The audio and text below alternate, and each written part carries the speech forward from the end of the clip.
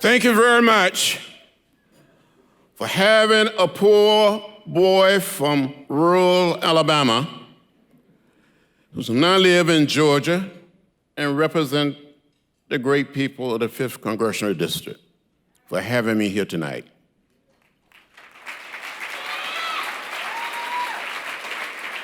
Congresswoman Karen Bass, thank you for those kind words of introduction. Madam President, thank you for having me here. My colleague, Earl Blumenauer from Oregon, thank you for being here. You heard in the introduction that I didn't grow up in a big city like Los Angeles, or Atlanta, or Detroit, or Philadelphia. That I grew up in rural Alabama, 50 miles from Montgomery, outside of a little town called Troy. My father was a sharecropper, a tenant farmer. Grew up very, very poor, with 6 brothers and 3 sisters. Wonderful mother, wonderful father, wonderful grandparents and great-grandparents.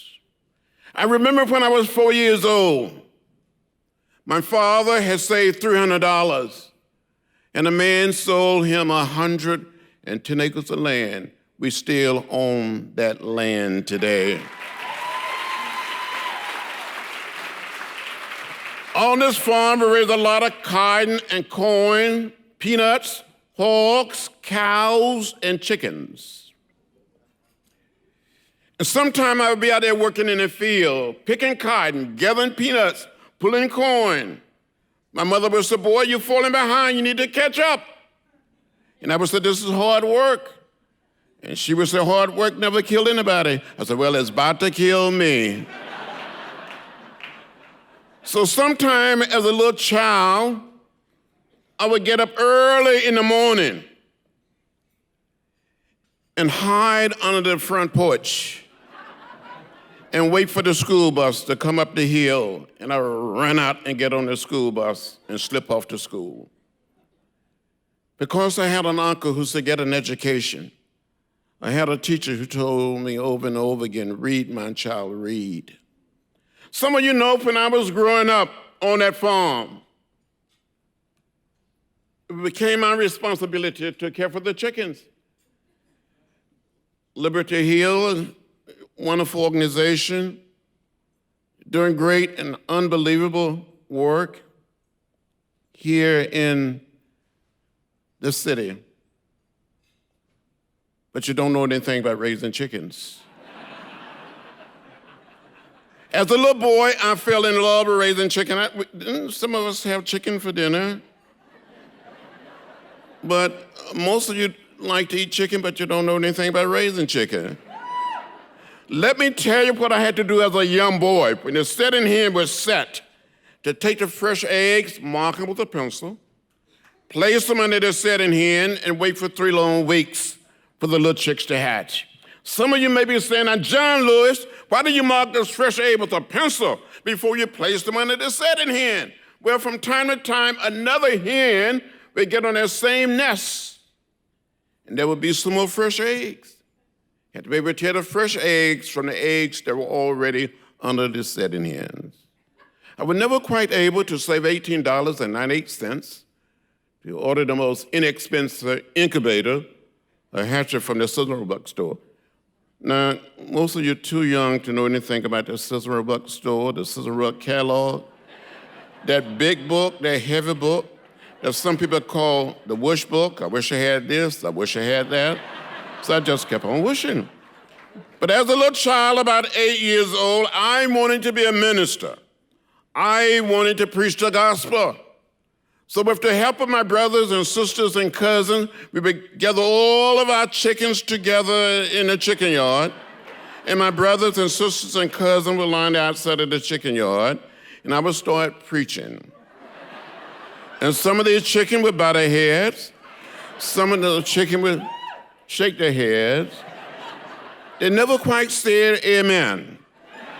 But I'm convinced that some of those chickens that I preached to in the 40s and the 50s tended to listen to me much better than some of my colleagues listen to me today in the Congress.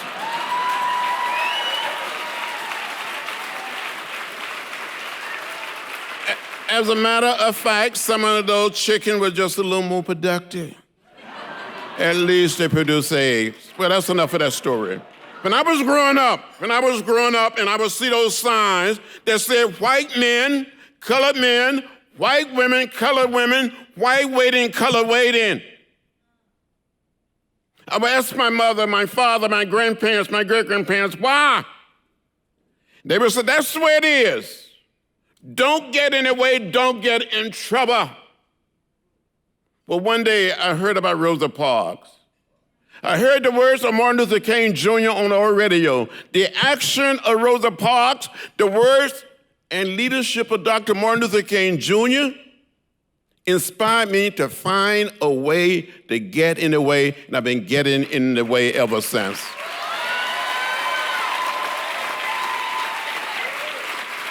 So I come here tonight to say thank you, Liberty Hill, for getting in the way. Thank you for getting in good trouble, necessary trouble. My philosophy is very simple.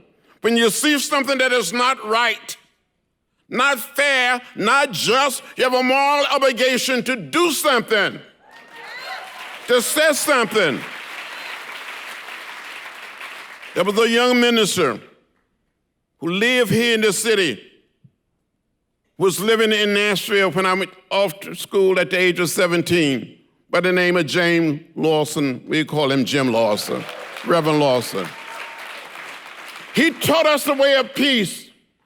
He taught us the way of love. He taught the philosophy and the discipline of nonviolence. And students, black and white college students, and some high school students, every Tuesday night, we went to a little Methodist church where we studied the whole idea of the beloved community. We studied a way to get in the way. We'd be sitting in at a lunch counter or in a restaurant. Someone would come and spit on us, put a lighted cigarette out in our hair or down our backs, pour hot water, hot chocolate, hot coffee on us. And we would look straight ahead. And one day we were told if we continued to sit in, we would get arrested. We'd be taken to jail. Never been arrested, never gone to jail before. So if I were going to get arrested and go to jail, I wanted to look clean. I wanted to look fresh, the guys would say. I wanted to look sharp. So I went downtown Nashville a few days before we were supposed to sit in. And I bought a suit. It was a used suit. A vest came with it. And on February 27th, 8 or 9 of us got arrested. I felt so free. I felt liberated. I felt like I crossed over. And I did look clean.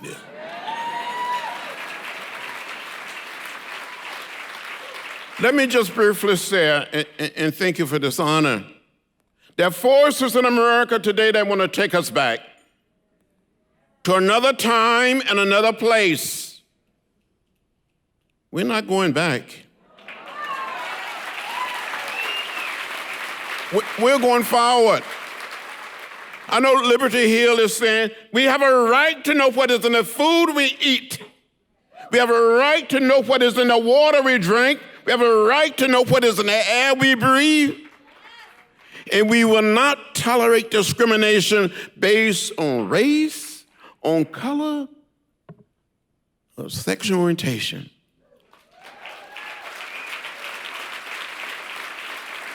We are one people. And it doesn't matter whether we're black or white, Latino, or Asian American, or Native American. We all live in the same house, not just the American house, but the world house. When we were planning the March on Washington in 1963, when I was 23 years old, I had all of my hair, and a few pounds lighter, there was a man by the name of A. Philip Randolph, who was the dean of black leadership.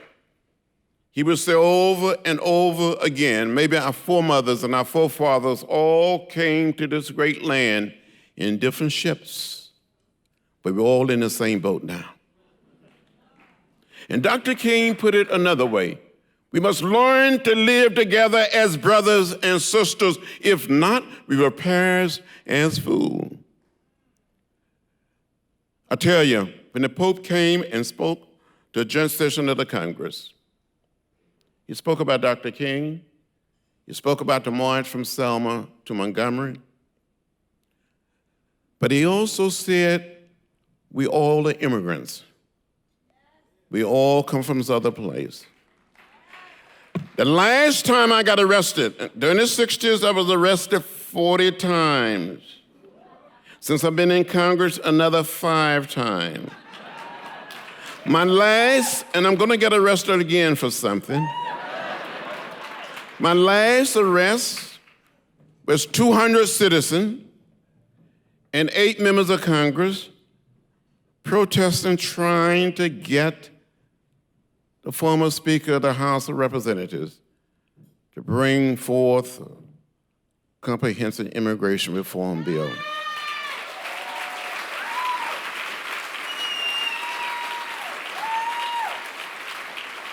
If the Speaker had brought that bill forth, we would have passed it. Almost every single Democratic member would have voted for it. Enough Republicans would have voted for it. And President Obama would have signed it into law. It doesn't make sense for hundreds and thousands of young people, dreamers, to be living in fear. That's not right. That's not fair. And history will not be kind to us as a nation and as a people if we don't do something about it.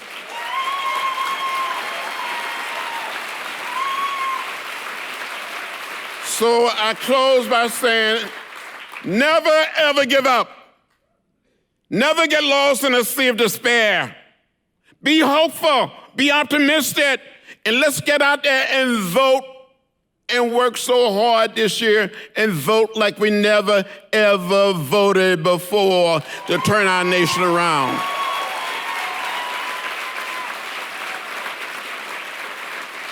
The only thing I did, I gave a little blood on that bridge in Selma on March 7, 1965. But some people gave their very lives. They gave everything they had. And we must not let death be in vain. California, you can do it. You can lead the way. I'm so proud of the women. I'm proud of the men too. But especially the women and the children.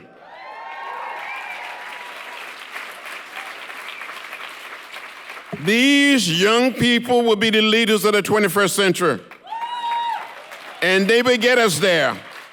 They will help redeem the soul of America. They will help us create the beloved community where we will lay down the burden of hate. As Dr. King said, hate is too heavy a burden to bear. Just love everybody. Thank you very much.